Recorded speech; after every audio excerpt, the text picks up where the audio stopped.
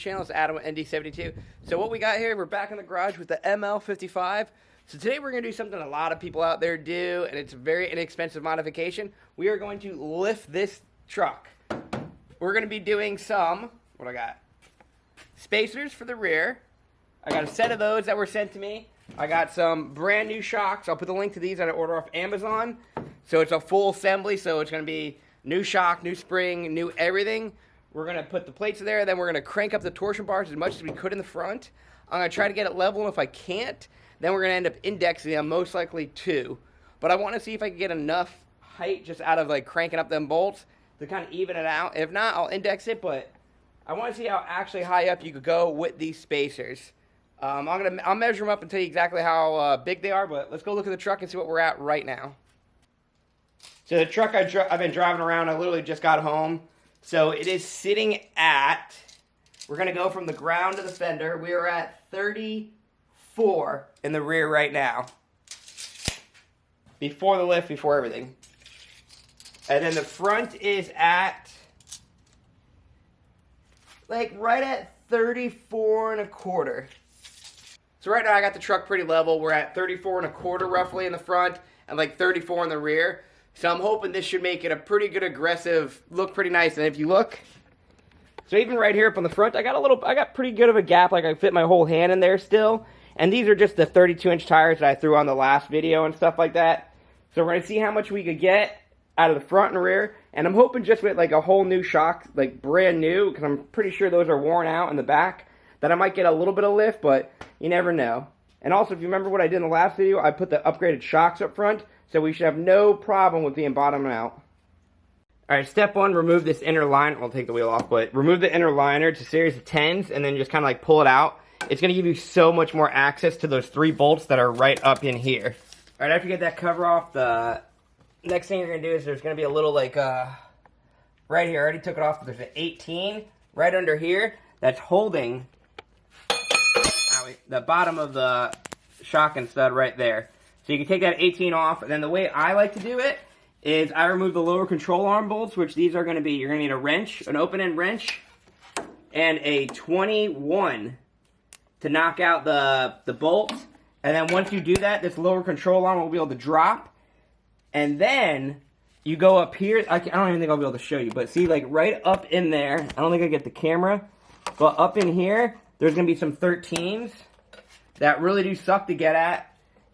One big recommendation, if you're going to do a body lift on the car, do the body lift before you do this. Because if you do the body lift, you're going to have so much more room to get those 13s because it's going to lift the body up. Like, even if you're just doing an inch lift. That's my opinion. I really wish I would have planned to do that first because these would be so much easier. But one tool that I did find that did help me out a lot with getting those is right here. So it's a ratcheting wrench, but the head swivels. So when I get up there, I can go like this, and I just keep going. This part sucks, but you just got to keep working at it, and you'll eventually get them out. And then to get the shock out, you just got to wiggle. I'll show you some tricks. So after you take the two 21s out that are for the lower control arm, do have a jack under there before you actually pull the bolts out. Just because it's going to have a little bit of tension on it, and you don't want to get hurt. So I'm going to lower the jack, and this one didn't even drop out, so I should have to be... I'm going to tap it a little bit and have it drop.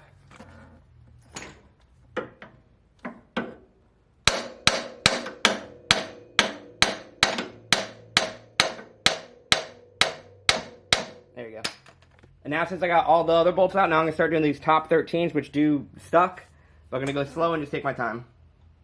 So after you get all the top pieces of the hardware out up here, and you got the bottom ones, how I get it out with this control arm is, let me try to get over it. I'm sorry the lighting's kind of sucking.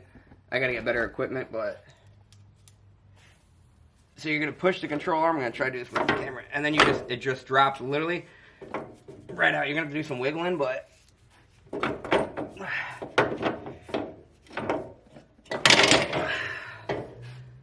Bam, the spring and coil and everything will just drop out in one assembly. And then to put the new one in, it's the same thing, just reversed. So what we got here is I already pulled one of the shocks out. This is the factory one. And it's a pretty simple setup. You know, 3 nuts on the top, 1 on the bottom. I'll show you everything how to pull it out, but I just want to show you. So here's the brand new one. And it's the same thing. Like, let me try to compare apples to apples. If I can show you at height. They're the same height, so no difference there at all. These are just the reason I did it, because you have to rip these out anyway, so you might as well just throw a brand new in. These were basically $100 each on Amazon, and they came in like 2 days. And I found out a lot of people are using them, and you never know, the shock could be blown out. So once you got it ripped out, you might as well throw new ones in. And then for the spacer I got, it comes up to be, this one is a 20mm spacer. So you could buy these at like VRP. There's a couple people in Australia. There's a lot of places. I'll leave a couple links below. And they just basically will, this one's just an aluminum spacer. Some of them are steel. Some of them are not plastic, but some other material. They all usually come with hardware. Because what you have to do is, so this is going to be the brand new. You can do this with your old one too. You kind of have to not even rebuild it, but you got to make it so you can actually get studs in there. Or get the hardware in there. So what you got to do first is get these studs out here. So I put it in my vise. You can do this on the ground if you want, but the vise is just so much easier for me. I'm going to try not to shake the crap out of the camera. You're going to take these and just knock each stud out. See how it goes without rocking that camera.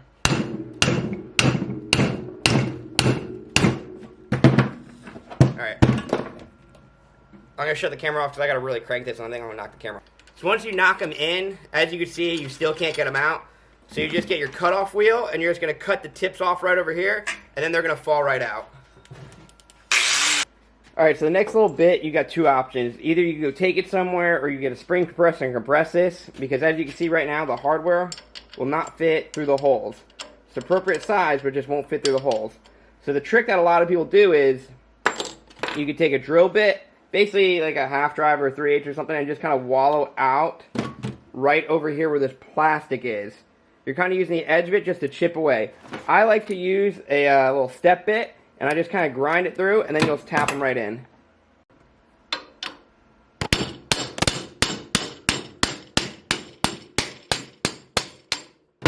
See, once you put it, it's just a little relief right there. I kind of knackered mine up a little bit, but you can make it look a lot cleaner, and then you just knock them in, and then they go right in. They still will wobble, but now you got all three of them in there. And you don't have to worry about taking all this off. That takes about like 5 minutes to do. And you're not really damaging it too much. You're just kind of like, I don't know if you can really see, it's just a teeny little edge. Just that way this will like, see right there how it's kind of like just bangs right through. Alright, so this next part is completely optional. I'm doing it this way to make it 500 times easier to install. I've done it both ways.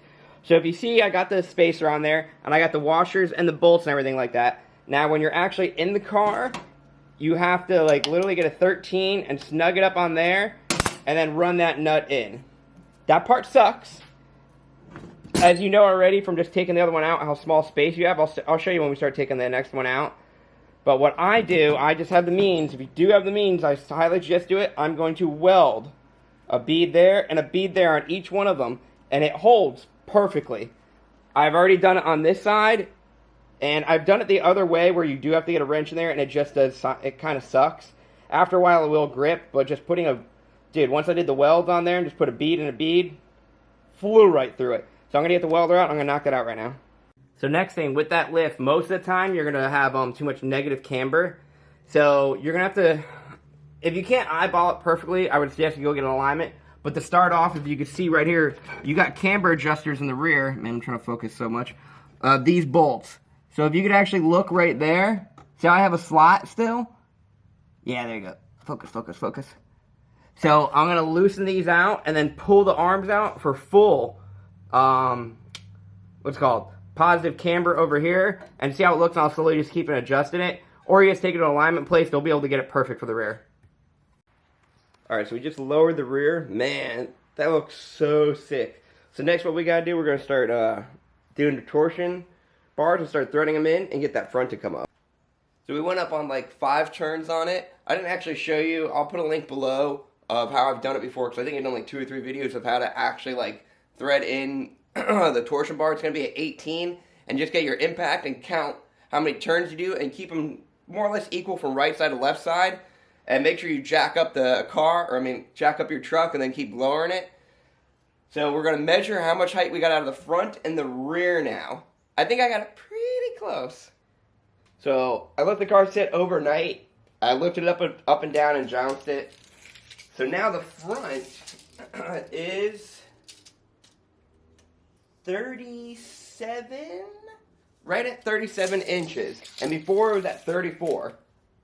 Pretty good, pretty good. That's like a 3-inch just by screwing in those torsion bars a lot more. And you can just see how much more room you got there. Now we're going to go look at the rear. The rear looks really cool. So yeah, as you can see, I just measured it. We are at 38.25. So before we were at like 34, so that's a huge difference. Just with those 20 mil spacers. I've seen people do the 30 mils.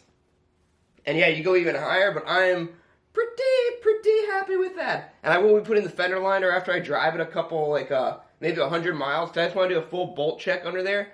I like to do that stuff all the time when any suspension work. It's just a precaution. You don't really need to do it, but I always do it. So the truck is probably going to lower itself a little bit. It's definitely going to have to settle because I haven't really driven it. All I did was this. I lifted it up and down the lift. I shook the whole body, and I let it sit overnight. And it didn't really drop that much, but what I'm going to do is I'm going to move all this crap. I'm going to check all the torque on the wheels, and I'm going to go for a drive. It looks like I'm 90% sure I might have to go get an alignment. I'm going to try to schedule one for today and see how it looks. And, oh, I didn't even look at. Hopefully it's not too tall to get out of the garage. I think I made it perfectly like right there where I'll still clear my roof. If I don't, then I'll drop all the PSI on the tires and roll it out. Not that big of a deal.